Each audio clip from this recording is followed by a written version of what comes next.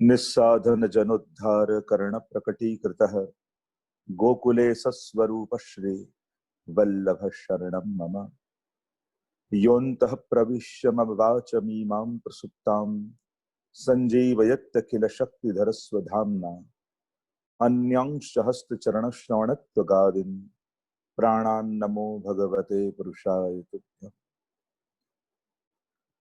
सर्वप्रथम तो बन्ने शास्त्री जी ने नमस्कार, कृष्णदत्त शास्त्री जी ने एवं आदित्य भाई शास्त्री जी ने बन्ने ने नमस्कार एवं उपस्थित सर्वे आंतरराष्ट्रीय पुष्टि मार्गी वैष्णव परिषदना संचालको एवं आ दिव्य सत्संगનો લાભ લેવા આવેલા સર્વે વલ્લભીજનો પ્રસન્નતા હૃદયની અભિવ્યક્ત કરું છું।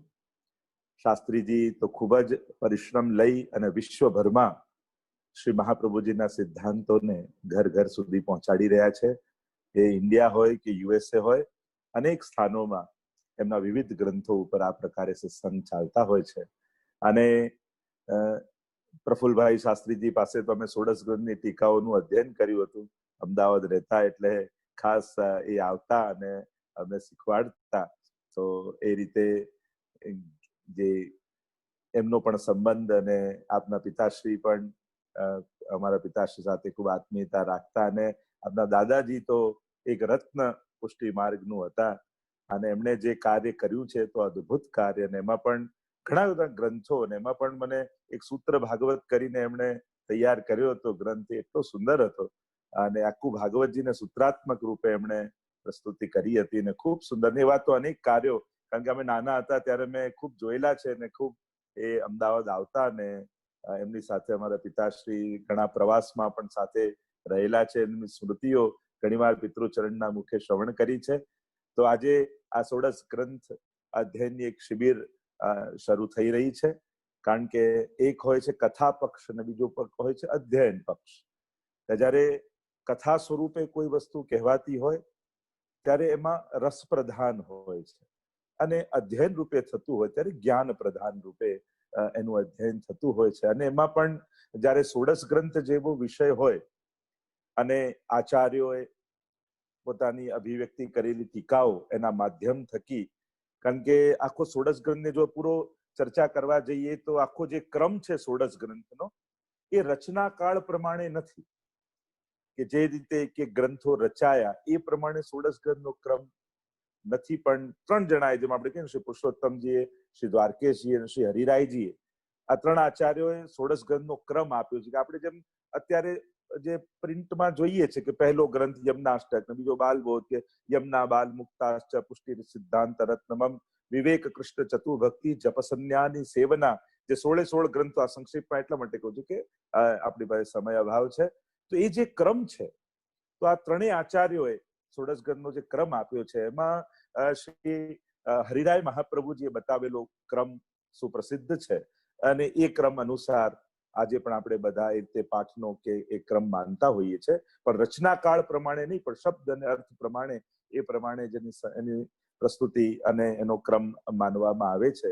આ 16 ગ્રંથ એ તો 16 કળાએ બિરાજમાન શ્રી કૃષ્ણના આ વાંગમય શ્રી વલ્લભના સાક્ષાત વાંગમય કર્મન શ્રી વલ્લભ અંગન ધ્યાન શ્રી હરિરાય મહાપ્રભુજીનું પદ છે કે એટલે આ ષોડશ ગ્રંથ એક એક ગ્રંથ શ્રી વલ્લભના એક એક શ્રીઅંગ બરાબર છે।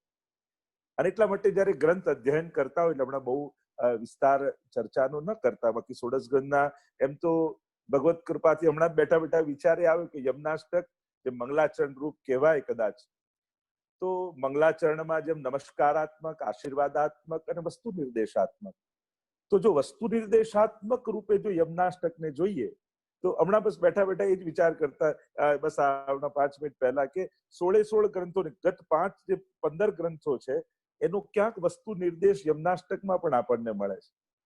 તો એની પણ ચર્ચા એ રીતે કરી શકાય કે બાલબોધથી લઈને છેક સેવાફલ સુધી કે કઈ રીતે સાંકેતિક રૂપે યમનાષ્ટકમાં આ પાછળના 15 ગ્રંથોને આપણે જોઈ શકીએ એમ છે। હમણાં જ એક પછી એક બધું આમ ગોઠવાતું હતું કે આ ખરેખર 15 ગ્રંથો આપણે સાંકેતિક રૂપે જોઈ શકીએ એમ છે। પણ બીજું કાંઈ નહીં, તો બધા જ આપણે ઉપસ્થિત છીએ એટલે સૌથી પહેલા તો વધાઈ આંતરરાષ્ટ્રીય પુષ્ટિ માર્ગી વૈષ્ણવ પરિષદને આપીશ કે ખરેખર ભાગ્યશાળી છે આ મુંબઈ નગરી કે આવા વિદ્વાન શાસ્ત્રીજી ત્યાં બિરાજમાન છે અને વૈષ્ણવ સમાજને એમના જ્ઞાનનો લાભ મળે એ ઉદ્દેશ્ય સાથે આ એક સુંદર સમાયોજન થયું છે.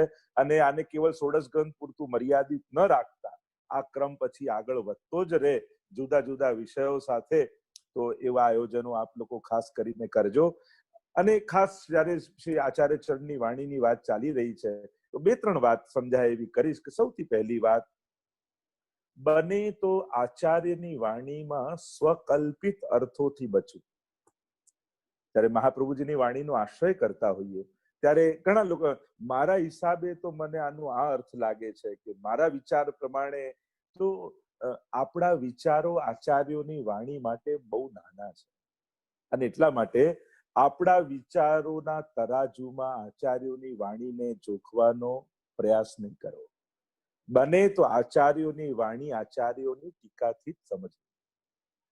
આ આગ્રહ આપણે બધાએ રાખવો જોઈએ કે શ્રી મહાપ્રભુજીની વાણીને આપના જે સ્વવંશે સ્થાપિતા શેષ સ્વ મહાત્મ્ય એવા આપના વંશજોએ જે ટીકાઓ કરી છે, જે વ્યાખ્યાઓ કરી છે, અને એમાં પણ ગોકુલનાથજી તો લગભગ બધા જ ગ્રંથો ઉપર આપશ્રીને ટીકાઓ પ્રાપ્ત છે.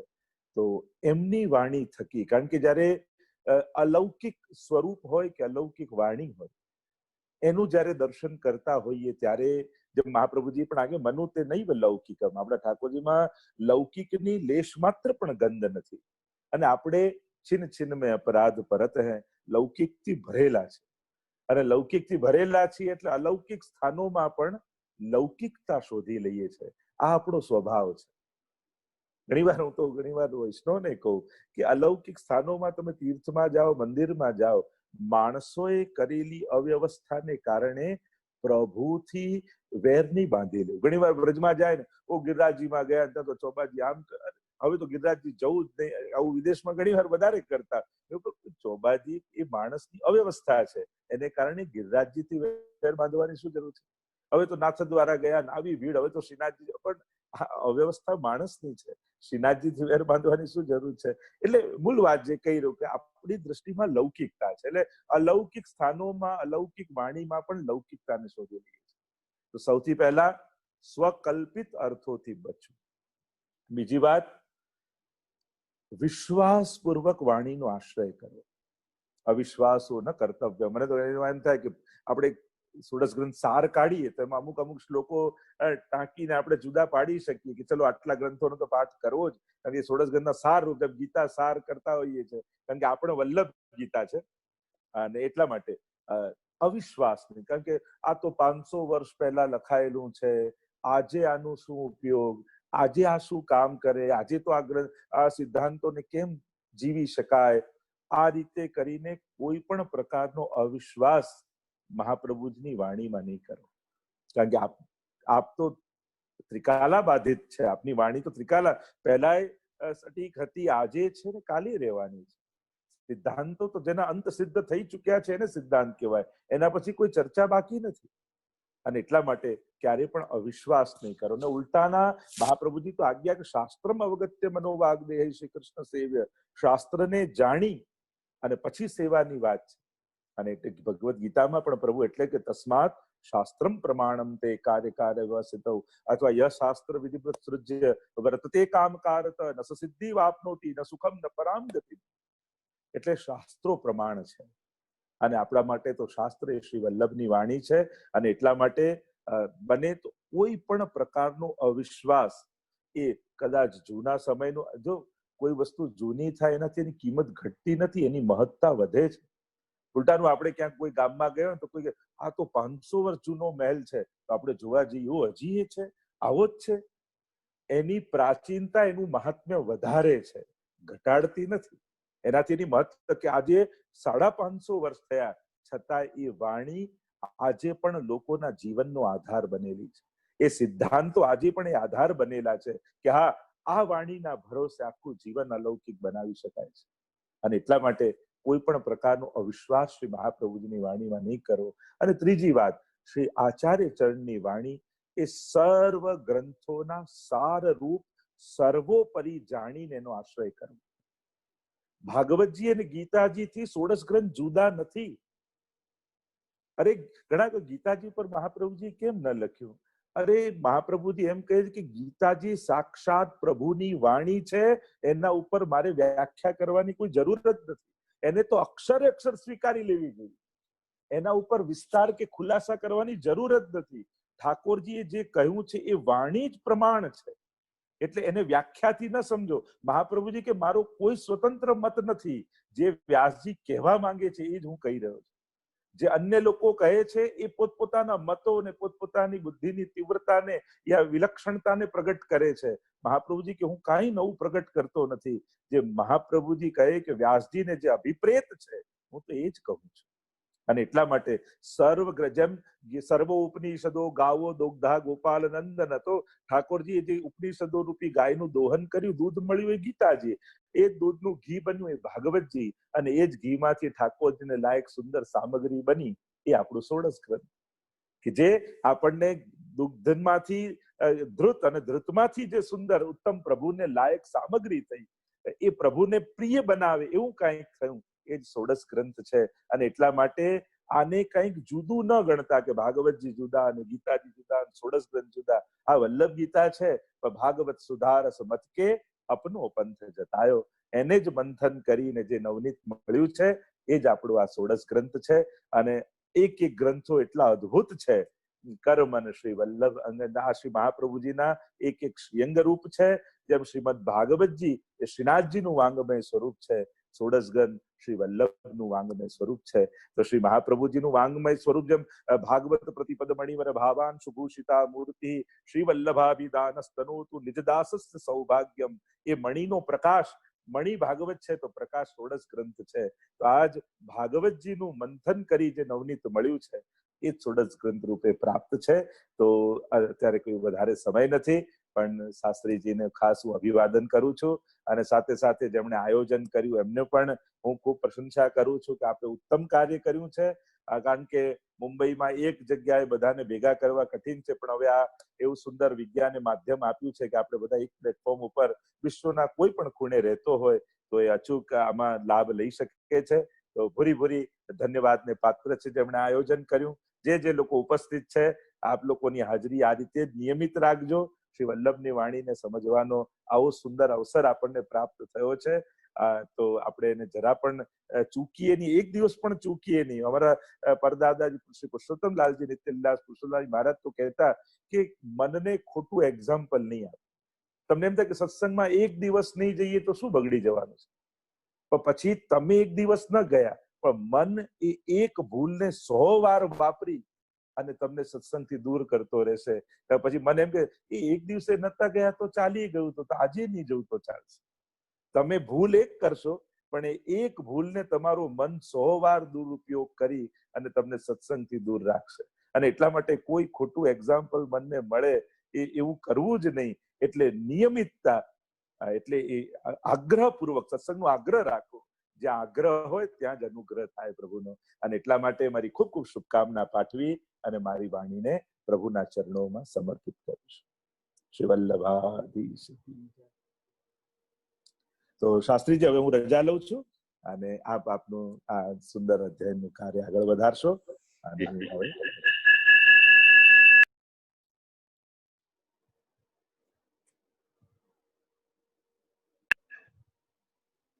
જી, દંડવત પ્રણામ કરું આપ શ્રીના યોગેશ્રી ચરણોમાં.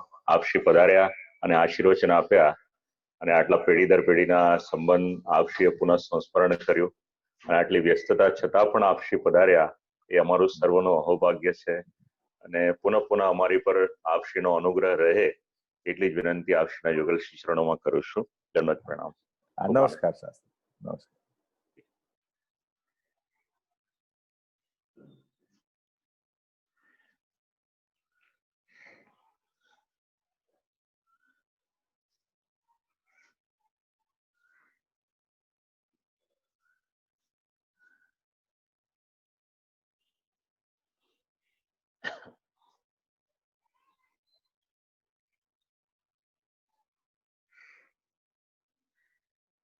ચિંતા સંતાન હંતારો યત્પાદાંબુજરેણવ સ્વીયાનામ તાન્નિજાચાર્યાન પ્રણમામિ મુહુર્મુહુઃ. यदनुग्रहतो जन्तु सर्वदुःखातिगो भवेत् तमहं सर्वदा वन्दे श्रीमद्वल्लभनन्दनम्। अज्ञानतिमिरान्धस्य ज्ञानाञ्जनशलाकया चक्षुरुन्मीलितं येन तस्मै श्रीगुरवे नमः। नमामि हृदये शेषे लीलाक्षीराब्धिशायिनं लक्ष्मीसहस्रलीलाभिः सेव्यमानं कलानिधिं चतुर्भिश्च चतुर्भिश्च चतुर्भिश्च त्रिभिस्तथा षड्भिर्विराजते योऽसौ पंचधा हृदये मम। आंतरराष्ट्रीय पुष्टिमार्गीय वैष्णव परिषदના નિમંત્રણને માન આપીને આપણને સર્વને આશીર્વાદ આપવાને માટે પધારેલ પૂજ્યપાદ ગોસ્વામી 108 શ્રી દ્વારકેશલાલજી મહોદય શ્રી કડી અમદાવાદ આપ શ્રીના યુગલશ્રી ચરણોમાં દંડવત પ્રણામ કરું। ઘણો જ સંબંધ આપ શ્રીએ યાદ કર્યો હમણાં। નિત્ય લીલાસ્થ પૂજ્યપાદ ગોસ્વામી 108 શ્રી પુરુષોત્તમલાલજી મહારાજ શ્રી આખી જ એક પરંપરા છે। આપ શ્રીનો પરિવાર અને અમારા પરિવારની સાથે ઠાકોરજીની કૃપા છે। મારા પરદાદાજીના સમયથી આ સંબંધ આજ દિવસ સુધી શ્રી ઠાકોરજીએ નભાવેલો છે। ખૂબ સુંદર સંક્ષિપ્ત અને સૂત્રાત્મક આપણને સર્વને આશીર્વાદ આપ્યા। શ્રી મહાપ્રભુજીની વાણી તેને મૂળ સ્વરૂપે આપણે જાળવી રાખીએ એ આપણા સર્વનું કર્તવ્ય છે। પોતાની રીતના અર્વાચન રીતના અર્થઘટન કરીએ, આપણી સમયની માંગ સાથે કદાચ એને આપણે જોડી દઈએ એ આખી વાત અલગ છે। અને શાસ્ત્રનું ગૌરવ, શાસ્ત્રની ગરિમા, શ્રી આચાર્ય ચરણની ગરિમા અને વાણીની ગરિમા એ આપણને આ એક વાક્યમાંથી સમજાય। બીજી આપણને આજ્ઞા કરી દ્રઢ વિશ્વાસ રાખજો। ખૂબ જરૂરી છે જીવનમાં। વિશ્વાસ હશે તો વાણી ફલપ્રદાત્રી થશે।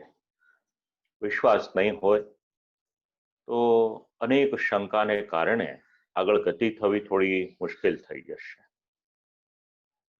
ત્રીજી મહત્વની આજ્ઞા કરી રસાત્મક અને જ્ઞાનાત્મક।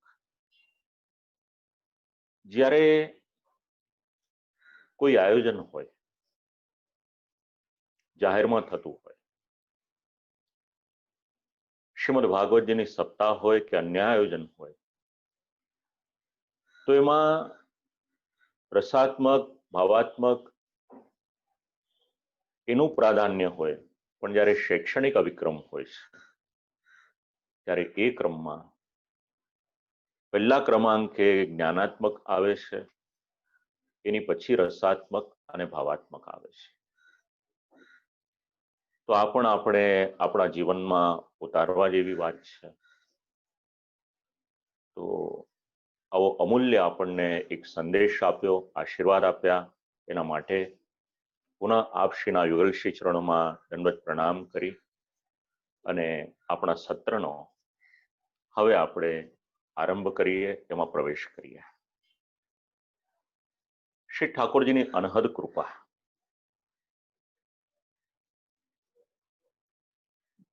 આપણા દેશમાં જ્યારથી લોકડાઉનની શરૂઆત થઈ 23મી માર્ચથી, શ્રી ઠાકોરજીએ પ્રેરણા કરી હોય જીવ શું કરી શકે, તો એક દિવસ છોડીને બીજા દિવસ એટલે 25મી માર્ચથી શ્રીમદ ભાગવતનું સત્ર શરૂ થયું। દેશ વિદેશના ઘણા વૈષ્ણવો એમાં જોડાયા। આજે પણ અઠવાડિયામાં 3 દિવસ એ સત્ર ચાલી રહ્યું છે। બીજું સત્ર શરૂ થયું શ્રીમદ ભગવદ્ ગીતાનું. ગોલોકવાસી પૂજ્ય શ્રી યોગેશભાઈ શાસ્ત્રીજી અધ્યક્ષ સ્થાને હતા અને શ્રી રાજુભાઈ કાપડિયાનો મનોરથ હતો. એ સત્રનો વિરામ આવે ત્યાં તરત જ પુષ્ટિ સત્સંગ સત્રનો આરંભ થયો. એ સત્રનો વિરામ આવે ત્યાં તો સાધન દીપિકા અને નિત્ય સેવા વિધિ શ્લોકા એનો ક્રમ ચાલ્યો અને એની અંતર્ગત વચ્ચે વચ્ચે ભાગવત વિદ્યાપીઠ દ્વારા આયોજિત પુણ્યપ્રિય સ્મરણ પર્વ હોય, લોસ એન્જલિસના વૈષ્ણવો દ્વારા આયોજિત શ્રી મહાપ્રભુજીના પ્રાકટ્યોત્સવનો પ્રસંગ હોય, ફિનિક્સ એરિઝોના યુએસએના વૈષ્ણવો દ્વારા આયોજિત કોવિડમાં ગોવિંદ વિષય હોય, અથવા તો વૈષ્ણવનો વાર્તા પ્રસંગ મિલપિટાસના વૈષ્ણવો દ્વારા આયોજિત જેમાં ચિરાયુષ્માન આદિત્ય શાસ્ત્રીજીની વાણી પવિત્ર થાય છે. સાથે સાથે ઘણા બધા પોડકાસ્ટ એ પણ રિલે કરવાનું કામ ચાલે. ભગવાને કંઈક અલગ વિચાર્યું હોય છે તમારા ને મારા માટે. આ દિવસો સપ્તાહને માટેના હતા એ તો બટ ઓબ્વિયસ છે કે આ દિવસોમાં થઈ ન શકે, પણ પછી આખો જ લગભગ જૂન મહિનાના 2 અઠવાડિયા પહેલા બીજી કોઈક સંસ્થાએ માંગ્યા હતા, વાતચીત થઈ હતી, પછી એમાં કંઈક પરિવર્તન આવ્યું અને જ્યારે ચિરાયુષ્માન આદિત્ય શાસ્ત્રીજીને પરિષદ તરફથી પૂછવામાં આવ્યું કે આપણે આયોજન કરવું છે, એટલે આદિત્યભાઈએ કહ્યું કે અમને 2 દિવસનો સમય આપો.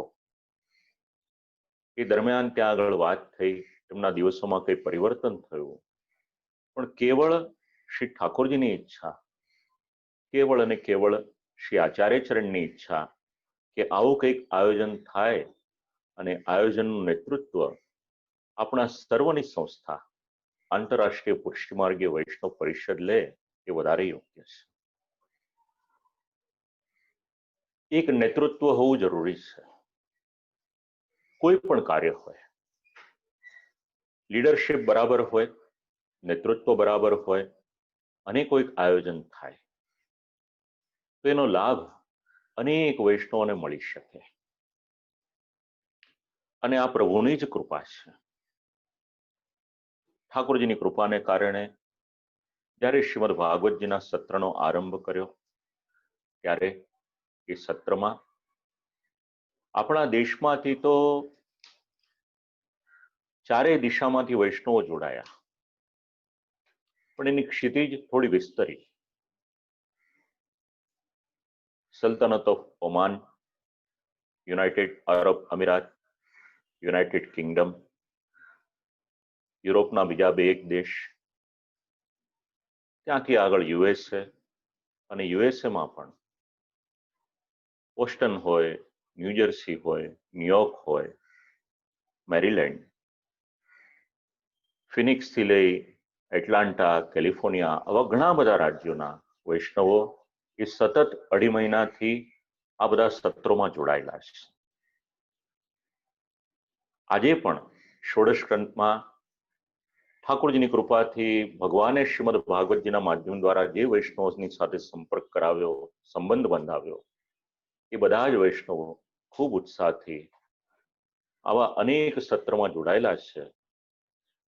તો પરિષદના નિમંત્રણને માન આપીને જે લોકો પધાર્યા વૈષ્ણવો,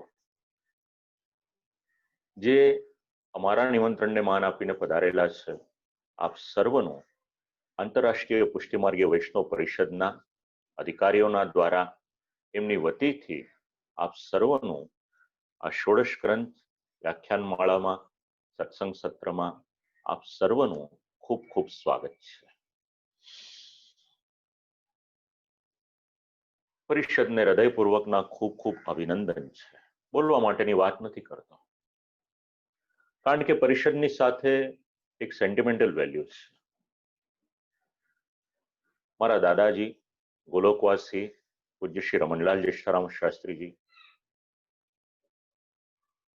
ઘણો પ્રયત્ન કર્યો, ઘણો પ્રયાસ કર્યો, ઘણો પ્રવાસ કર્યો, ઘણો પ્રચાર કર્યો, ઘણું જ કર્યું એમના સમયમાં. એક સમય એવો પણ આવ્યો જ્યારે અમરેલીમાં વિરાજમાન નિત્યલીલાસ્ત પૂજ્યપાદ ગોસ્વામી 108 શ્રી પુરુષોત્તમલાલજી મહારાજ અને મારા દાદાજી લગભગ 1.5 મહિનાને માટે સૌરાષ્ટ્રનો પ્રવાસ કર્યો અને 1.5 મહિનાના સમયગાળામાં 45 જેટલી શાખાઓની સ્થાપના કરી હતી.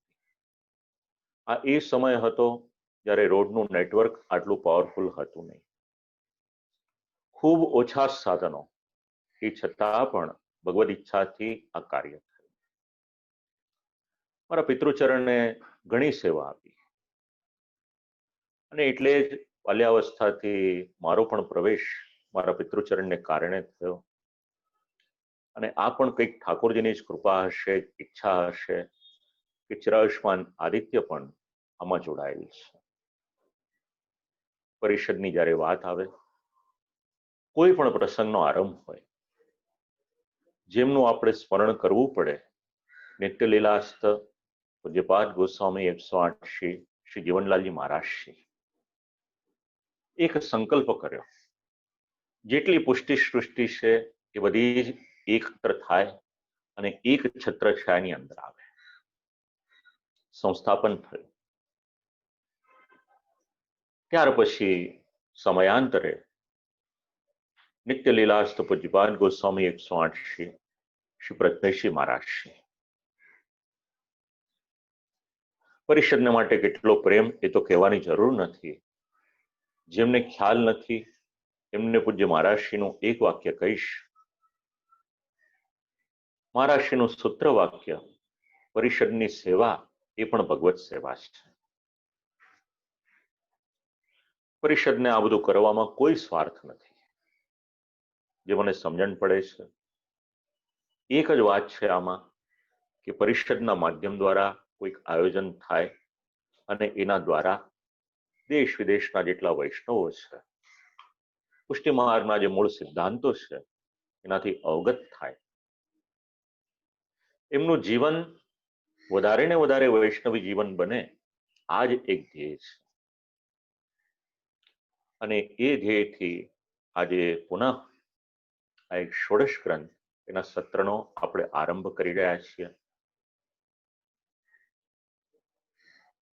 મંગલ કાર્યનો આરંભ મંગલ રીતે થાય તો એમાં આપણા સર્વની પર કૃપા કરવા પૂજ્ય બાવાશ્રી પધાર્યા. આપણને સર્વને હૃદયપૂર્વક એક દિશા નિર્દેશ પણ આપ્યો અને સાથે સાથે આશીર્વાદ પણ આપ્યા. પુનઃ એક વખત આપશ્રીના યુગલ શ્રી ચરણોમાં દંડવત પ્રણામ કરી શ્રી ઠાકોરજી, શ્રી આચાર્ય ચરણ, શ્રી યમુના મહારાણીજી, શ્રી ગોપીનાથજી પ્રભુચરણ, શ્રી ગુસાઈજી પ્રભુચરણ, આપ સર્વને ભાવાત્મક દંડવત પ્રણામ કરીએ અને આપણે આરંભ કરીએ. આપણે આરંભ કરીએ છીએ ષોડશ ગ્રંથના પરિચય. કોઈ પણ વિષય જાણવો હોય એના માટે એની એક પૂર્વ પીઠિકા હોય તો એ સમજવામાં, જાણવામાં આપણને વધારે સાનુકૂળ થઈ શકે. વિશ્વનો કોઈ પણ ગ્રંથ હોય, એનું અધ્યયન હોય કે અધ્યાપન હોય, ગ્રંથ કરતા ગ્રંથનો વિષય, ગ્રંથનો કાળ, ગ્રંથનું પ્રયોજન, સાથે સાથે વૈષ્ણવી જીવનમાં, આપણા જીવનમાં એની ઉપયોગિતા શું છે, આવું ઘણો બધો આપણે વિચાર કરીએ તો એ ગ્રંથમાં આપણો અનુરાગ થાય. તો પહેલો શબ્દ છે ગ્રંથ કરતા. જગતગુરુ શ્રીમદ વલ્લભાચાર્યજી, શ્રી મહાપ્રભુજી, શ્રી આચાર્ય ચરણે તત્કાલીન જીવોની પર કૃપા કરી એ ભવિષ્યનું વિચારીને કરી હશે એવું આપણને સમજાય છે. ભારત વર્ષની 3 વખત પરિક્રમા કરી. જેટલા જેટલા દૈવી જીવો હતા એમને ભગવત સેવામાં જોડ્યા અને શ્રી આચાર્ય ચરણ સાક્ષાત ભગવાનના સ્વરૂપ સાથે આપણે વિચાર કરવો હોય તો શ્રી ગોસાઈજી પ્રભુચરણના શબ્દો યાદ કરવા પડે. શ્રી કૃષ્ણાસ્યમ, ઠાકોરજીના મુખારવિંદ સ્વરૂપ ભૂતલ ઉપર શ્રી આચાર્ય ચરણ પધાર્યા છે. તો શ્રી આચાર્ય ચરણ પધાર્યા, ઘણું બધું વિચારી શકાય આપણે, પણ આપણે અહીંયા જે અનુસંધાન લેવાનું છે એટલું આપણે વિચારીએ. ઘણું લેખન કાર્ય કર્યું, ભગવત સેવા તો કરી જ, પણ શાસ્ત્રનું લેખન શ્રી મહાપ્રભુજીના જીવનનું અવિભાજ્ય અંગ હતું એવું આપણે કહીએ એમાં બિલકુલ અતિશયોક્તિ નથી. અને અંતિમ સમયે પણ જ્યારે આસુરવ્યામો લીલા કરવાની હતી ત્યારે પણ અંતિમ ઉપદેશ આપશ્રી આપીને પધાર્યા છે. એટલે મનોમસ્તિષ્કમાં સતત શાસ્ત્રનું ચિંતન, આ શ્રી મહાપ્રભુજીનું જીવન આપણે વિચારીએ તો આપણને સમજાય એવી વાત છે. તો અનેક ભગવદીય વૈષ્ણવો એમને સાચું માર્ગદર્શન આપવાને માટે, સૈદ્ધાંતિક જ્ઞાન આપવાને માટે,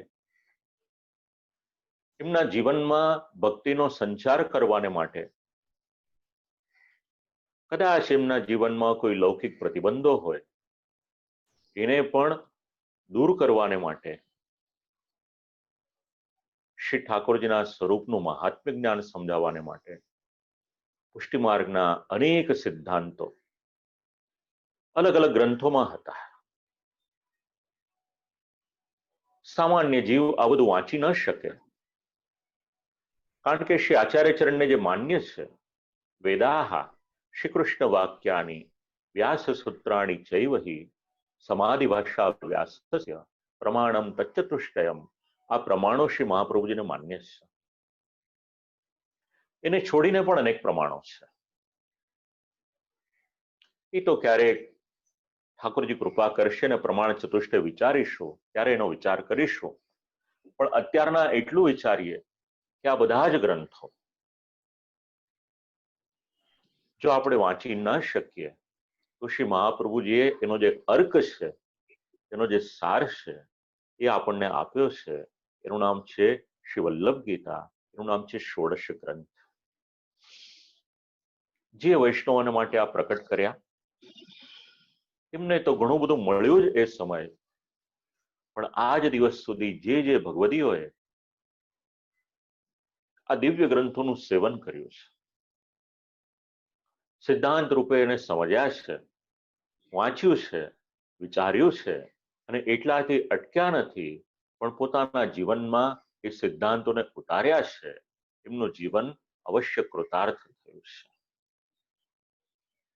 સ્વરૂપની દ્રષ્ટિએ વિચાર કરીએ તો આપણને ગ્રંથો બહુ નાના લાગશે, પણ એની ડેપ્થ વિચારીએ તો આપણે એટલું કહી શકીએ કે શ્રી મહાપ્રભુજીની જે વાણી છે એ સૂત્રાત્મક વાણી છે. સત્યયુગમાં બધાને બહુ બધો ઉપદેશ આપવો નતો પડતો.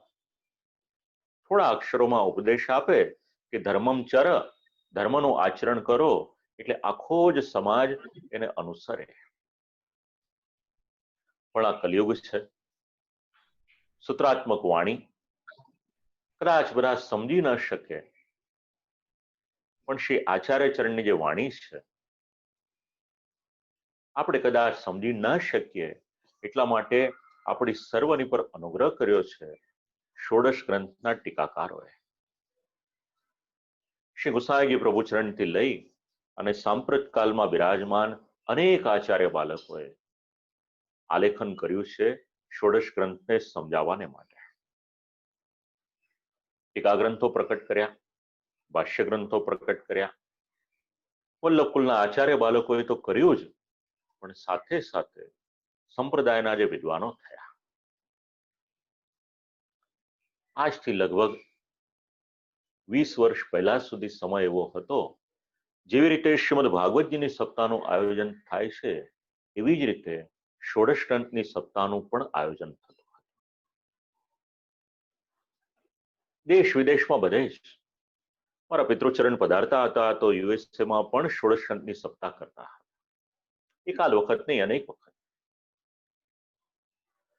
પણ છેલ્લા 20 વર્ષમાં થોડું પરિવર્તન આવ્યું અને પરિવર્તનનો પવન એવો ફૂંકાયો કે હવે વૈષ્ણવને પૂછીએ કે 16 ગ્રંથના નામ કયા છે તો કેટલા વૈષ્ણવ ઉત્તર આપી શકે એ પણ એક પ્રશ્ન આવે.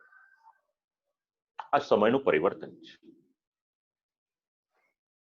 તો આ સૂત્રાત્મક વાણીને સમજાવવાને માટે જે પણ આચાર્ય બાલકોએ આ ગ્રંથો પ્રકાશિત કર્યા, પ્રાચીનમાં પ્રાચીન ગ્રંથ મારે ત્યાં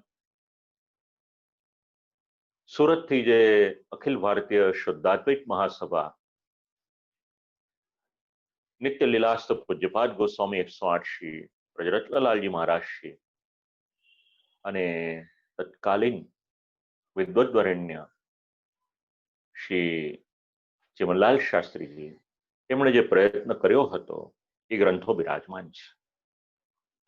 પછી તો પંચશતાબ્દી પર્વ પરથી લઈને આજ દિવસ સુધી અનેક આવૃત્તિઓ પ્રકટ થઈ. તો આ દરેક આચાર્યવર્યોના શ્રી ચરણોમાં આપણે દંડવત પ્રણામ કરીએ છીએ, કારણ કે જો આ ગ્રંથો ન હોત તો આજે આપણી પાસે આ જ્ઞાન ક્યાંથી હોત. બહુ મોટી સેવા છે ગ્રંથ સેવા. એવી જ રીતે સંપ્રદાયના વિદ્વાનોએ ખૂબ પરિશ્રમ કર્યો આની પર. જે ગ્રંથો મારા જોવામાં આવ્યા, વાંચવામાં આવ્યા, એમાં ઘણા વર્ષો પહેલા કુલોકવાસી પૂજ્ય શ્રી કેકા શાસ્ત્રીજી અમદાવાદની શુદ્ધાદ્વૈત સંસદ એના દ્વારા ષોડશ ગ્રંથ પ્રકાશિત થયા હતા, જેનો પુનર્મુદ્રણ પણ કુલોકવાસી પૂજ્ય શ્રી યોગેશભાઈ શાસ્ત્રીજીની અધ્યક્ષતામાં આંતરરાષ્ટ્રીય પુષ્ટિમાર્ગીય વૈષ્ણવ પરિષદ દ્વારા જ થયું છે. અને એ ગ્રંથનું નામ છે શ્રી વલ્લભ ગીતા.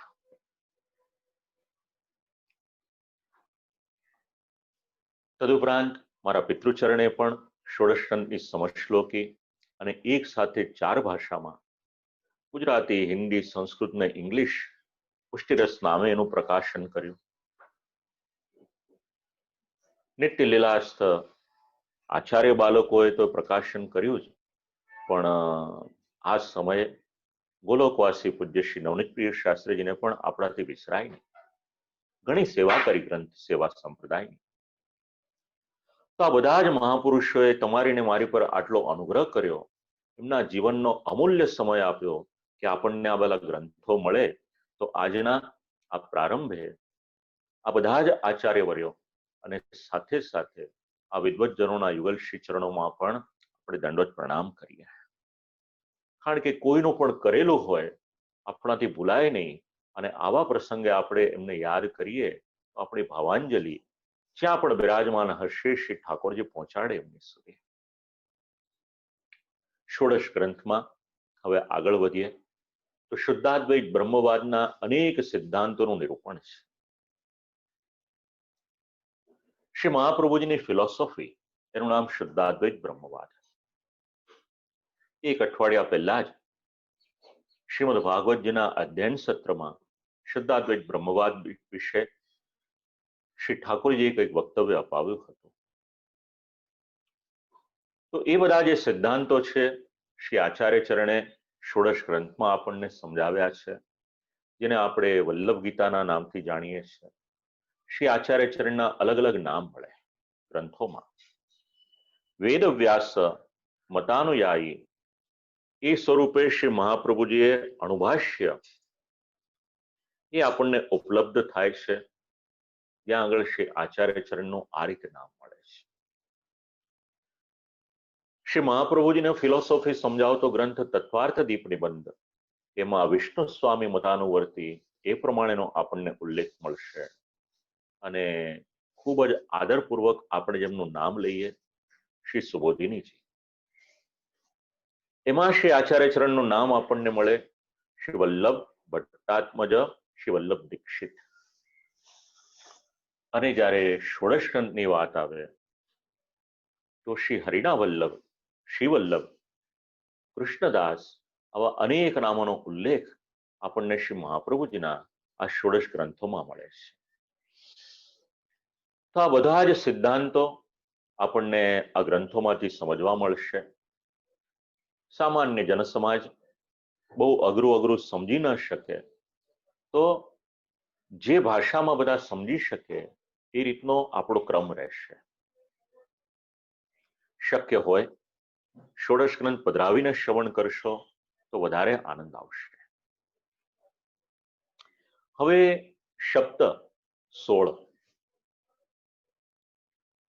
16 નો સંબંધ વિચારવો હોય તો આપણે ત્યાં સંસ્કાર 16 છે.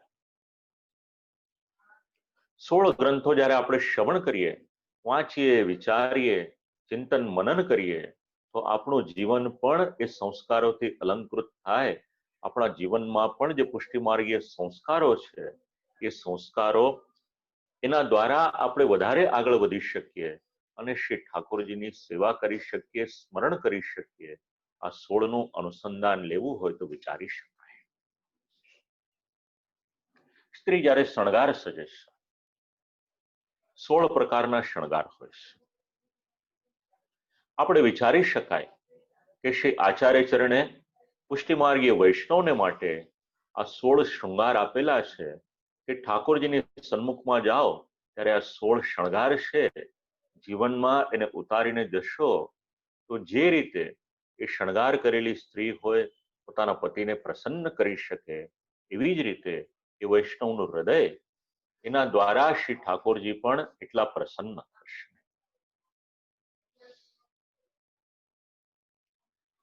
સંબંધ વિચારવો હોય ષોડશ ગ્રંથનો તો ચંદ્રની કળા એ 16 છે. ષોડશ ગ્રંથ એનો સંબંધ કેવળ કાન સુધી ન રાખશો, એનો સંબંધ આપ લોકોના મનની સાથે થવો જોઈએ.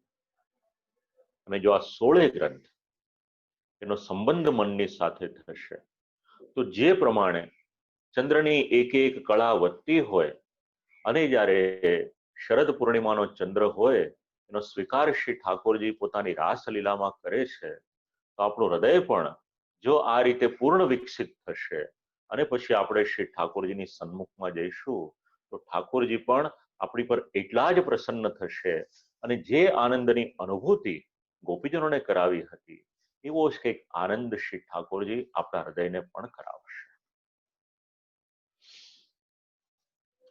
શ્રી આચાર્ય ચરણનો અનન્ય અનુગ્રહ છે આપણી પર. જેવી રીતે શ્રી મહારાજશ્રી આજ્ઞા કરી આપણને શ્રીમદ ભાગવત શ્રીનાથજી બાવાનું વાંગ્મય સ્વરૂપ છે, એવી જ રીતે 16નો સંબંધ વિચારવો હોય તો આ ષોડશ ગ્રંથ જે પદનું અનુસંધાન આપ્યું, સમય મળશે તો લઈશું આપણે આગળ ક્યારેક. 16 ગ્રંથ શ્રી આચાર્ય ચરણનું વાંગ્મય સ્વરૂપ છે, એમાં કોઈ પણ પ્રકારનો બીજો વિચાર કરવાની આપણને આવશ્યકતા નથી. શ્રી આચાર્ય ચરણનું આ એક નામાત્મક સ્વરૂપ છે. શ્રીમદ ભાગવતજીની સાથે વિચાર કરવો હોય તો દરેક ગ્રંથનું અનુસંધાન આપણે શ્રીમદ ભાગવતજીની સાથે પણ લઈ શકીએ એમ છે. જેવી રીતે શ્રીમદ ભાગવતના પ્રથમ સ્કંદનો વિચાર કરીએ, અધિકાર લીલાનો, અને એનો સંબંધ લેવો હોય તો ષોડશ ગ્રંથમાં જલવેદ ગ્રંથ કે જેમની પાસેથી કથા શ્રવણ કરવાની છે, કે જેમની પાસેથી વક્તવ્ય શ્રવણ કરવાનું છે, એમનો અધિકાર શું છે એ આપણને સમજાવશે. અને ત્યાંથી લઈને દ્વાદશ સ્કંદ એટલે 12મો સ્કંદ એ તો ભગવાનની આશ્રય લીલા છે. બધું જ કરીએ પણ જ્યાં સુધી ભગવાનના શ્રીચરણનો દ્રઢ આશ્રય નહીં થાય ત્યાં સુધી કરેલું સાર્થક કેટલું થશે. તો દ્રઢ આશ્રયનો આપણને ઉપદેશ કોણ આપશે? તો શ્રી આચાર્ય ચરણ આજ્ઞા આપે છે આપણને કે સર્વ માર્ગેષુ નષ્ટેષુ, એમાં શ્રીમદ ભાગવતમાં 5 પ્રકારનો આશ્રય અને કૃષ્ણાશ્રય એના 10-11 જે શ્લોકો છે એનો પણ આપણે વિચાર કરીએ તો શ્રીમદ ભાગવતના 12મા સ્કંદની સાથે કૃષ્ણાશ્રય નામના ગ્રંથનો, સ્તોત્રનો આપણે વિચાર કરી શકીએ. ગ્રંથો અલગ અલગ છે, પણ મૂળ તાત્પર્ય આચાર્ય ચરણનું અગર કંઈક હોય તો જે આપણને સમજવા મળે છે. ક્યાંક શ્રી મહાપ્રભુજી એવી રીતના આજ્ઞા કરે છે, ભજનીયો વ્રજાધિપા. ક્યાંક શ્રી આચાર્ય ચરણ એવી આજ્ઞા કરે છે, કૃષ્ણ સેવા સદા કાર્ય. તો ક્યાંક ભગવદ રૂપ સેવાર્થમ તત્સૃષ્ટિર નાન્યથા ભવે. આ બધો જ આપણે વિચાર કરીએ તો ષોડશ ગ્રંથ શ્રી ઠાકોરજીની સેવામાં જ્યારે વૈષ્ણવ જાય છે ત્યારે એને કેટલા ઉપયોગી છે એ આપણે વિચાર કરી શકીએ. શ્રી મહાપ્રભુજી વિરચિત સુબોધિનીજી વાંચીએ, તત્વાર્થ દીપ નિબંધ વાંચીએ કે અણુભાષ્ય વાંચીએ, એમાં પણ સેવાના આપણને ઉલ્લેખો મળી આવે, પણ જે રીતે કોન્સોલિડેટેડ રીતે આપણને ષોડશ ગ્રંથમાં મળશે એવા આ બધા ગ્રંથોમાંથી આપણે શોધવા પડશે. આ બધો જ સમુચ્ચય શ્રી આચાર્ય ચરણે આપણી પર કૃપા કરી અને આપણને આપ્યો. જીવ ભગવત સેવા કરે, આપણને સમજવા મળશે ભક્તિવર્ધિનીમાં સેવા કરવાની કે કથા શ્રવણ કરવાની, અથવા તો પછી કઈ અવસ્થામાં બેમાંથી એક લેવાનું, જે પણ આપણે કરી શકીએ.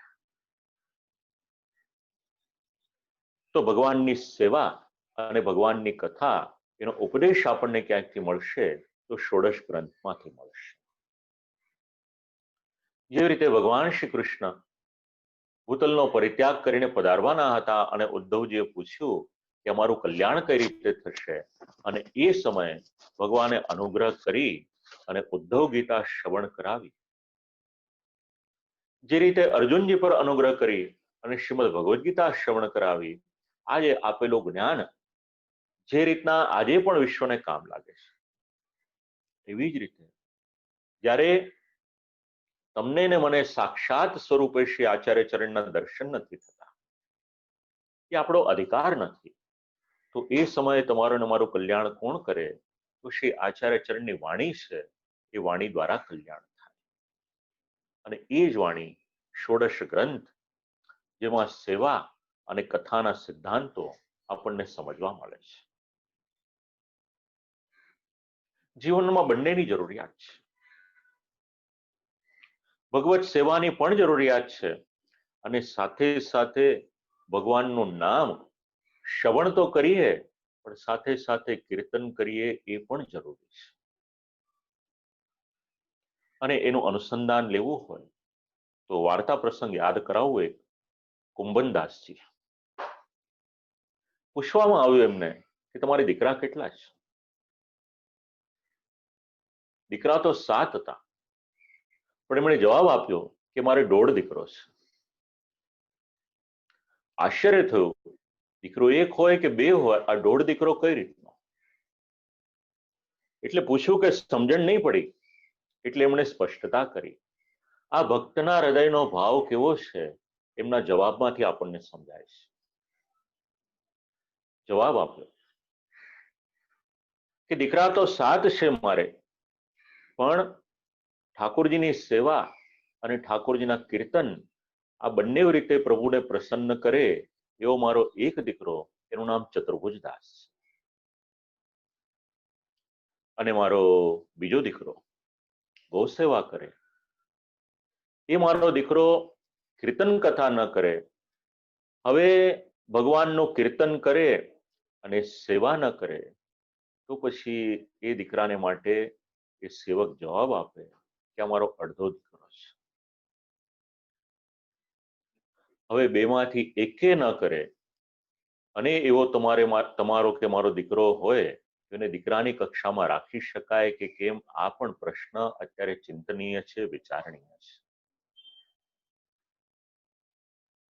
સેવામાં જ્યારે આપણે હોઈએ ત્યારે પ્રભુનો સંયોગ હોય, અને જ્યારે અનવસરનો સમય હોય ત્યારે આપણે ભગવાનથી અલગ હોઈએ. ભલે આપણે આપણો દેહ એ સમય અલગ હોય, પણ આપણું મન શ્રી ઠાકોરજીમાં જોડાયેલું રહે, એના માટે આપણે ત્યાં કીર્તન શ્રવણ, સ્મરણ આ બધું સમજાવવામાં આવ્યું છે. અને આવો ઘણું બધું આપણને માર્ગદર્શન આપે એવા જે દિવ્ય ગ્રંથ છે એનું નામ છે ષોડશ ગ્રંથ. હવે પૂજ્ય બાવાશ્રી આપણને જે આજ્ઞા કરી ષોડશ ગ્રંથનો ક્રમ જરાક વિચાર કરી લઈએ સંક્ષિપ્તમાં. એના માટે ષોડશ ગ્રંથના ક્રમમાં આપણને શ્રી હરિરાયજી, શ્રી પુરુષોત્તમજી અને શ્રી દ્વારકેશજી આ ત્રણ ક્રમ મળે. પણ એમાં શ્રી દ્વારકેશજી શ્રી પુરુષોત્તમજીના મતને એ જ ક્રમને અનુસરે છે. એટલા માટે આપણે ત્યાં મુખ્યત્વે બે પ્રકારના ક્રમ એનું સમજણ મળે છે કે જે ટીકા ગ્રંથોમાં એનું અનુસંધાન મળે છે. તો આ 16 ગ્રંથ એમાં એ ગ્રંથના કેટલા શ્લોકો છે એ પણ કહી દઉં આપ લોકોને. પહેલો ગ્રંથ છે શ્રી યમુનાષ્ટકમ, એના 9 શ્લોકો. બીજો ગ્રંથ છે બાલબોધ, એના 19.5 શ્લોકો છે. ત્રીજો ગ્રંથ છે સિદ્ધાંત મુક્તાવલી, એના 21 શ્લોકો છે. ચોથો ગ્રંથ છે પુષ્ટિ પ્રવાહ મર્યાદા ભેદ, એના 25.5 શ્લોકો છે. પાંચમો ગ્રંથ છે સિદ્ધાંત રહસ્યમ, સાક્ષાત ભગવાને આજ્ઞા કરેલ 8.5 શ્લોકનો આ ગ્રંથ છે. છઠ્ઠા ક્રમ પર નવરત્નમ નામ મુજબ જ એ ગ્રંથના 9 શ્લોકો છે. સાતમા ક્રમ ઉપર છે અંતઃકરણ પ્રબોધ, એના 10.5 શ્લોકો છે. એની પછી આપણા જીવનમાં લૌકિક અલૌકિક બંનેમાં કામ લાગે એવો ગ્રંથ 8મા ક્રમ ઉપર છે વિવેક ધૈર્યાશ્રય, એના 17 શ્લોકો છે. 9મા ક્રમ ઉપર કૃષ્ણાશ્રય, એના 11 શ્લોકો. 10મા ક્રમ ઉપર ચતુશ્લોકી. ષોડશ ગ્રંથનો નાનામાં નાનો ગ્રંથ કેવળ 4 શ્લોક. એની પછી 11મા ક્રમ ઉપર છે ભક્તિવર્ધિની, એના પણ કૃષ્ણાશ્રયની જેમ 11 શ્લોકો છે. 12મા ક્રમ ઉપર જલવેદ નામનો ગ્રંથ છે, એના 21 શ્લોકો છે. 13મા ક્રમ ઉપર પંચપદ્યાની કેવળ 5 શ્લોક છે. 14મા ક્રમ ઉપર સંન્યાસ નિર્ણય, એના 22 શ્લોકો. 15મા ક્રમ ઉપર છે નિરોધ લક્ષણમ, એના 20 શ્લોકો છે. અને 16મા ક્રમ ઉપર છે સેવા ફલમ, એના પણ 7.5 શ્લોક છે. આ બધા જ શ્લોકોની સંખ્યા 221 છે, 221.5. એક વખત મારા પિતૃચરણ અમદાવાદ કથા કરવાને માટે ગયા હતા.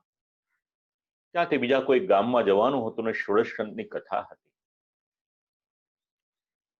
મારા પિતૃચરણના સહાધ્યાયી આદરણીય પૂજ્ય શ્રી સુબોધભાઈ, એમણે પૂછ્યું મારા પિતાજીને કે ભાઈ 221 શ્લોકમાં તું 7 દિવસ કઈ રીતે બોલીશ, અને એમાં પણ 2 ટાઈમની કથા છે, એક દિવસના 6 કલાક 7 કલાક તો કથા કરવાની. એટલે મારા પિતાજીએ એમને કહ્યું હતું કે ભાઈ આ 221 શ્લોકમાંથી કેવળ 21 શ્લોક ઉપર બોલાશે, બાકીના 200 શ્લોક એ બચીને આવશે. આ શ્રી આચાર્યચરણની કૃપા. આટલી ડેપ્થ આ ષોડશ ગ્રંથમાં રહેલી છે. આ જે ક્રમ કયો શ્રી હરિરાયજી મહાપ્રભુજીને માન્ય ક્રમ છે અને શ્રી પુરુષોત્તમજીને જે માન્ય ક્રમ છે, એમાં 3 ગ્રંથ સુધી એટલે શ્રી યમુનાષ્ટકમ, બાલબોધ અને સિદ્ધાંત મુક્તાવલી શ્રી તો એ જ છે. ચોથા ક્રમમાં જે પુષ્ટિ પ્રવાહ મર્યાદાને બદલે સિદ્ધાંત રહસ્યમ લે છે, એને ચોથાને બદલે 10મા ક્રમ ઉપર લઈ જાય છે.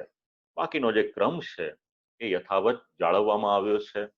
એટલે ચોથા ક્રમથી જે પુષ્ટિ પ્રવાહ મર્યાદાને બદલે સિદ્ધાંત રહસ્યમ, પછી નવરત્નમ, પછી અંતઃકરણ પ્રબોધ, વિવેક ધૈર્યાશ્રય કૃષ્ણાશ્રય ચતુશ્લોકી અને પછી પુષ્ટિ પ્રવાહ મર્યાદા ભેદ.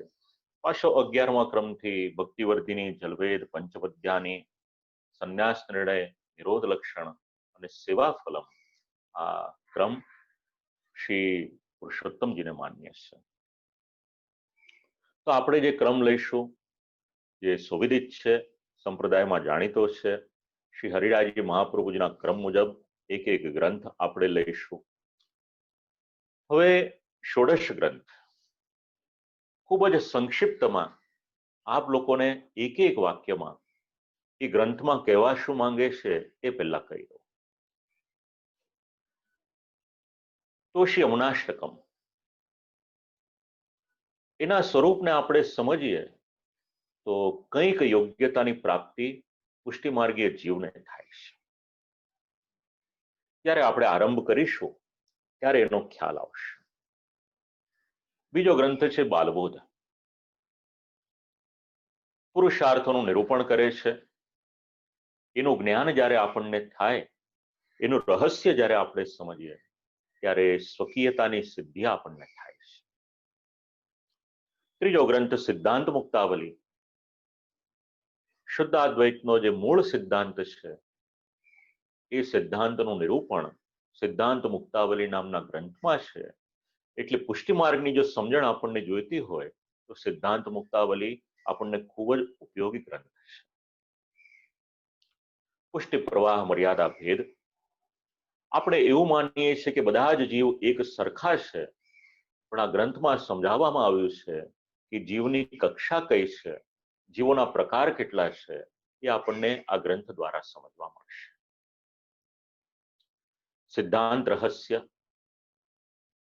ભગવાને આપેલી આજ્ઞા ઉપદેશ સ્વરૂપે છે.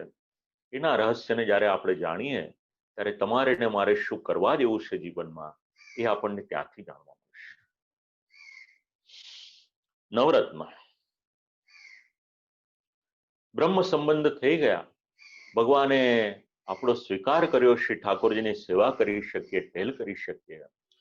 તો ભગવાને આપણો સ્વીકાર વાસ્તવિકતામાં કરેલો છે કે કેમ, યદિ કોઈના મનમાં આવી શંકા થતી હોય તો એ શંકાનું નિવારણ અગર કોઈ કરશે તો આ નવરત્નમ નામનો ગ્રંથ કરશે. એની પછી અંતઃકરણ પ્રબોધ. શ્રી મહાપ્રભુજી પોતાના અંતઃકરણને માધ્યમ બનાવે અને તમને ને મને પણ ઉપદેશ આપે. તો આપણા અંતઃકરણને ઉપદેશ આપવાનું કાર્ય કોઈ કરે છે તો અંતઃકરણ પ્રબોધ કરે છે. એની પછીનો 8મા ક્રમનો ગ્રંથ વિવેક ધૈર્યાશ્રય.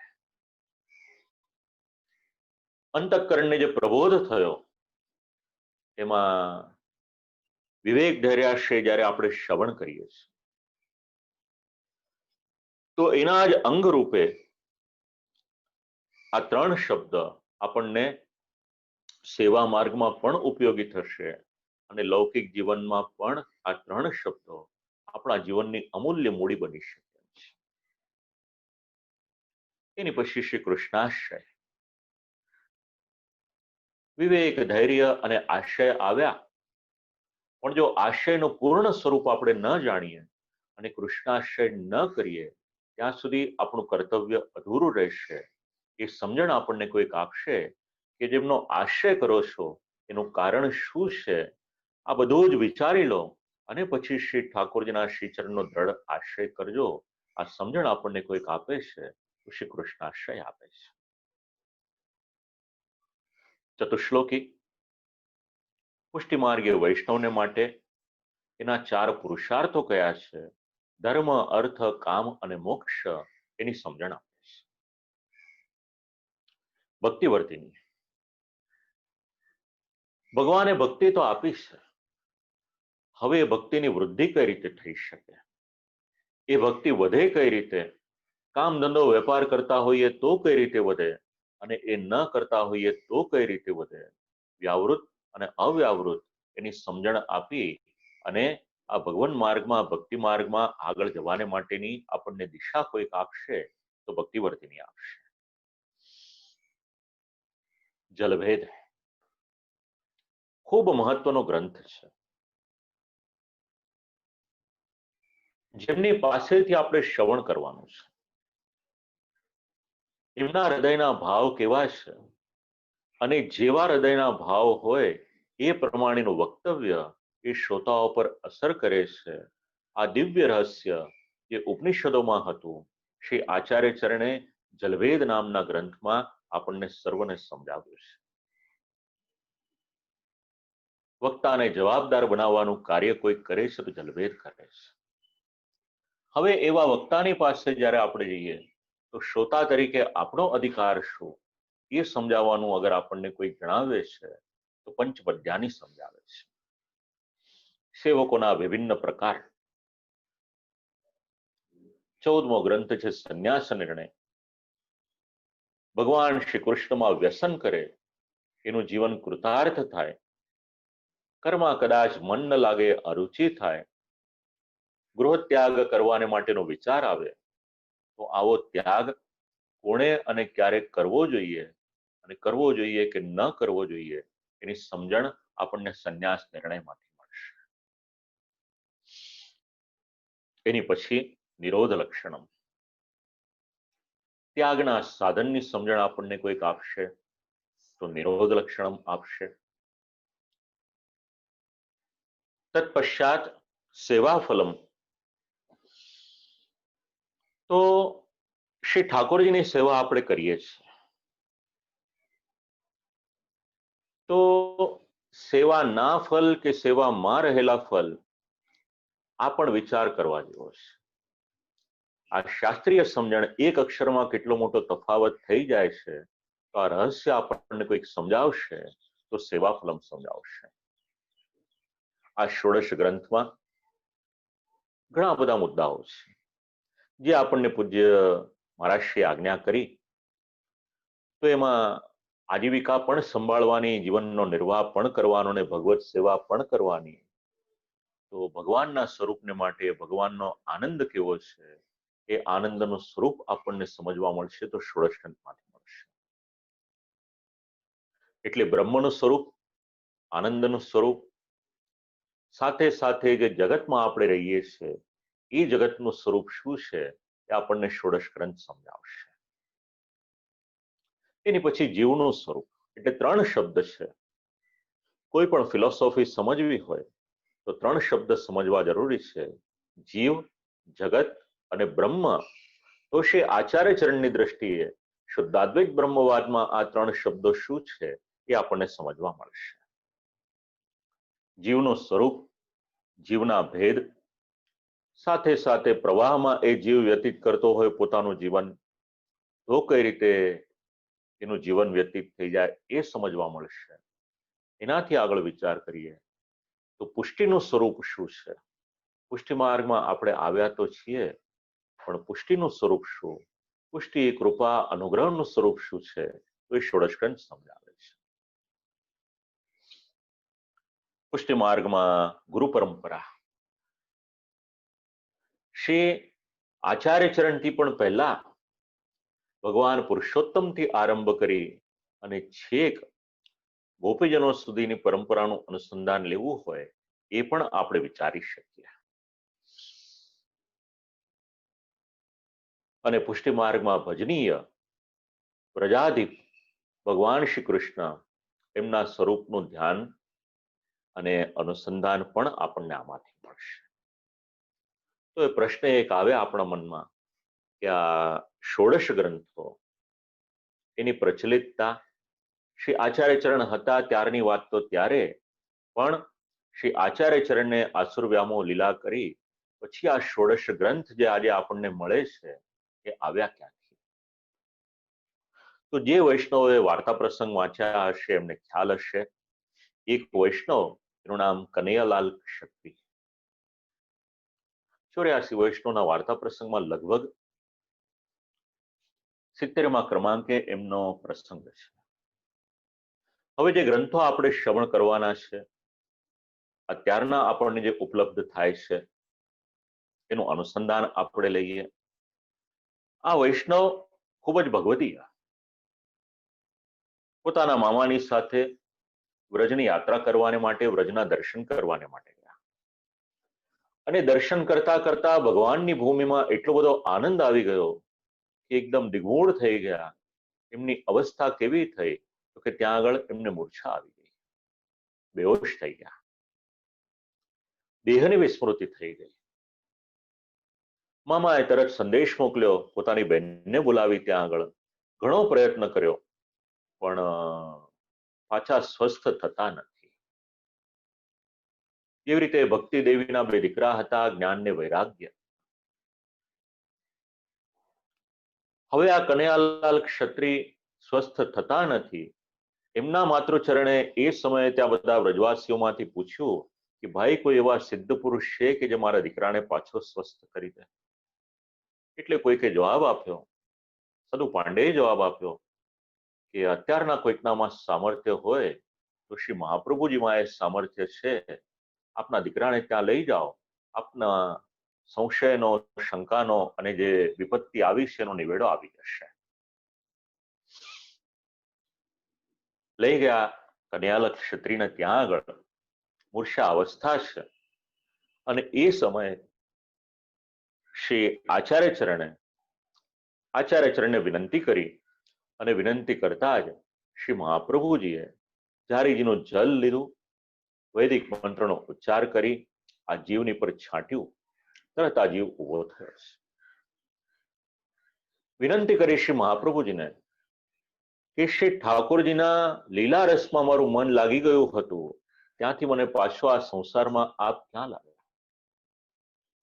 અને શ્રી આચાર્ય ચરણે આજ્ઞા આપી કે ભાઈ એ તો ક્ષણિક રસ છે, ઉછલિત રસ છે, ઉપરનો રસ છે. એકાદ 2 દિવસ 5 દિવસ રહેશે અને પાછો તું લૌકિકમાં લાગી જઈશ. મારે તને એનાથી પણ આગળના કોઈક સ્થાનમાં લઈ જવો છે. અને ત્યાર પછી એમના હૃદયમાં આ રસના સ્થાપનને માટે નામ નિવેદન કરાવ્યું અને શ્રી ઠાકોરજીનો અનુભવ કરાવ્યો. હવે જે અલગ અલગ સેવકોને આ બધા જ ગ્રંથો ભણાવેલા હતા, એક વખત શ્રી આચાર્ય ચરણ પધાર્યા છે આગ્રા, અને કનૈયાલાલ ક્ષત્રિયને ત્યાં આપ શ્રી બિરાજમાન છે. બધા જ ગ્રંથો હતા. આ સેવકની પર શ્રી આચાર્ય ચરણનો કેટલો અનુગ્રહ હશે એની કલ્પના કરી જુઓ. આ બધા જ ગ્રંથો શ્રી આચાર્ય ચરણની મૂડી જે રીતે શ્રી ઠાકોરજી છે, એ જ રીતે ગ્રંથો એ પણ શ્રી મહાપ્રભુજીની મૂડી છે. આ અલૌકિક સંપત્તિ 5 રાતને માટે શ્રી આચાર્ય ચરણ ત્યાં બિરાજમાન રહ્યા છે. અને બધા જ ગ્રંથો કેવળ શબ્દ રૂપે નહીં, પણ એની સાથે એનો જે ભાવ હતો, પુષ્ટિ માર્ગના સિદ્ધાંત રૂપે શ્રી મહાપ્રભુજીએ આ બધા જ ગ્રંથો કનૈયાલાલ ક્ષત્રિયના હૃદયમાં સ્થાપિત કર્યા છે.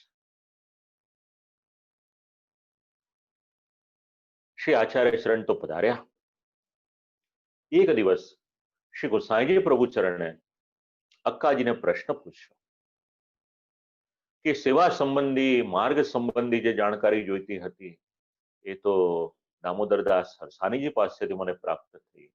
હવે આચાર્ય ચરણના જે ગ્રંથો છે એ ગ્રંથો મને ક્યાંથી મળશે? અને શ્રી અક્કાજીએ આજ્ઞા કરી, કનૈયાલાલ ક્ષત્રિયની પાસે આપ પધારો. શ્રી આચાર્ય ચરણે એમની પર કૃપા કરીને બધા જ ગ્રંથો ભાવ સહિત એમના હૃદયમાં સ્થાપિત કરેલા છે. અને શ્રી ગોસાઈજી પ્રભુચરણ ત્યાં આગળ પધારે છે. જે ગ્રંથો હતા એ ગ્રંથો આપ શ્રી પોતાના હૃદયમાં પધરાવે છે. બધા જ ગ્રંથોને ભણે છે. વિચાર કરો, સામાન્ય રીતે ગુરુ પોતાના શિષ્યને ભણાવે, અહીંયા આગળ શ્રી આચાર્ય ચરણના સેવકની પાસે આ બધા ગ્રંથોનું અધ્યયન કર્યું. અધ્યયન કરીને વિચાર કર્યો કે અહીંયાથી હું અટકું નહીં. જે અલૌકિક સંપત્તિ મને પ્રાપ્ત થઈ છે એ અલૌકિક સંપત્તિ હું સાથે સાથે જે પુષ્ટિ સૃષ્ટિ છે એમને પ્રાપ્ત થાય એવો કંઈક પ્રયત્ન કરું. અને એના અનુસંધાનમાં શ્રી આચાર્ય ચરણે જે ગ્રંથોનું લેખન કર્યું હતું, શ્રી ગોસાઈજી પ્રભુ ચરણે જેટલું શક્ય હોય એ ગ્રંથો પર ટીકાનું લેખન કર્યું. અને એ જ ગ્રંથો આજે આપણને પ્રાપ્ત થાય છે. અલગ અલગ સંસ્થા દ્વારા સમયાંતરે એનું પ્રકાશન થતું ગયું, પણ એનું જે મૂળ સ્વરૂપ છે એ જળવાયેલું છે. ક્યાંક ક્યાંક પાઠભેદ મળે છે, એનો ખુલાસો તે ટીકાકારે કરેલો છે. તો ષોડશ ગ્રંથની પૂર્વ પીઠિકાને માટે આજનું આ વક્તવ્ય આપણું આવતીકાલથી આરંભ થશે, જેને ષોડશ ગ્રંથનું મંગલાચરણ કહી શકાય અને દરેક વૈષ્ણવને ત્યાં નિત્ય જેનો પાઠ થાય છે. જો પુષ્ટિ માર્ગમાં આપણે આગળ વધવું હશે તો શ્રી મહારાણી માની કૃપા તમારા અને મારા જીવનમાં જરૂરી છે. અને શ્રી મહારાણી માની કૃપા જે રીતે શ્રી આચાર્ય ચરણે એક એક શબ્દોમાં સુંદર નિરૂપણ કરેલું છે કે શ્રી મહારાણી માનું સ્વરૂપ શું છે, એ સ્વરૂપ આપણને સમજવા મળશે. ષોડશ ગ્રંથનો સર્વપ્રથમ ગ્રંથ, એનું નામ છે શ્રી યમનાષ્ટકમમાંથી. તો આવતીકાલે જ્યારે આપણે આરંભ કરીશું, બરાબર 5 વાગે આરંભ કરીશું અને 6:15 સુધી આપણો ક્રમ રહેશે. સમયસર ક્રમ ચાલે છે તો હવે આપ લોકોને કહેવાની જરૂર નથી મારે. તો આજના આ ક્રમને ષોડશ ગ્રંથનો જે પરિચય છે, સંક્ષિપ્ત પરિચય છે, એ ક્રમને આજના આ વક્તવ્યને અહીંયા આગળ વિરામ આપીએ અને આજની વાણીને શ્રી આચાર્ય ચરણના યુગલશ્રી ચરણમાં સમર્પિત કરીએ. અને આજે 8મી જૂન 2020ના દિવસે જે આ મંગલમય આરંભ થયો છે, એના માટે પુનઃ એક વખત પરિષદને ભૂરી ભૂરી મંગલ વધાઈ અને આપ લોકોને સર્વને પણ વધાઈ આપી અને આ વાણીને શ્રી ઠાકોરજીના યુગલશ્રી ચરણોમાં સમર્પિત કરું છું. અસ્તુ.